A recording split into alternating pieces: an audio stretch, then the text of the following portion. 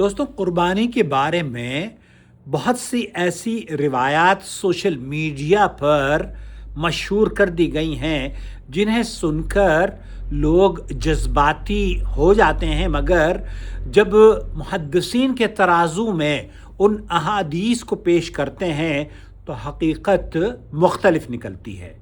خاص طور پر وہ روایت جس میں کہا جاتا ہے کہ قربانی کے خون کا پہلا قطرہ گرتے ہی سارے گناہ معاف ہو جاتے ہیں، یہ روایت عوام میں بہت مشہور ہے، لیکن ائمہ حدیث نے اس کی مختلف جو روایتیں ہیں ان پر سخت کلام کیا ہے۔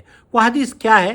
ان رسول اللہ صلی اللہ علیہ وسلم قال لفاطمہ، رسول اکرم صلی اللہ علیہ وسلم نے سیدہ فاطمہ رضی اللہ تعالی عنہا سے فرمایا، اے فاطمہ، اپنی قربانی کے پاس کھڑی ہو جاؤ اور اسے دیکھو، کیونکہ اس کے خون کا پہلا قطرہ گرتے ہی تمہارے تمام گناہ معاف کر دیے جائیں گے، اور یہ دعا پڑھو، بے شک میری نماز، میری قربانی، ان صلاتی و نسکی و محیای و مماتی للہ رب العالمین، اس کا کوئی شریک نہیں اور مجھے اسی کا حکم دیا گیا ہے اور میں سب سے پہلے فرما برداروں میں سے ہوں۔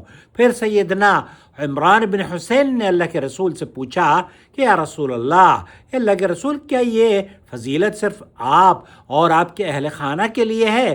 آپ علیہ الصلوۃ والسلام نے فرمایا، لا بل للمسلمین عامہ، بلکہ تمام مسلمانوں کے لیے یہ عام ہے۔ لیکن اب اصل بات سنیں۔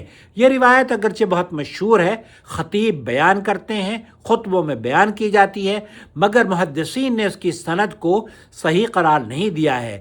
امام ابن ملقن کہتے ہیں کہ یہ حدیث ضعیف ہے، امام ذہبی کہتے ہیں اسنادہ واہ، اس کی سند بڑی کمزور ہے، علامہ البانی کہتے ہیں یہ منکر ہے، اور ایک دوسری سند میں فرمایا یہ موضوع اور من گھڑت ہے۔ امام شوکانی کہتے ہیں کہ اس کی سند میں عطیہ ہے، اور ایک دوسری سند میں بہت سخت ضعیف راوی موجود ہے۔ امام بیہقی کہتے ہیں لیس بالقوی، یہ روایت قوی نہیں ہے۔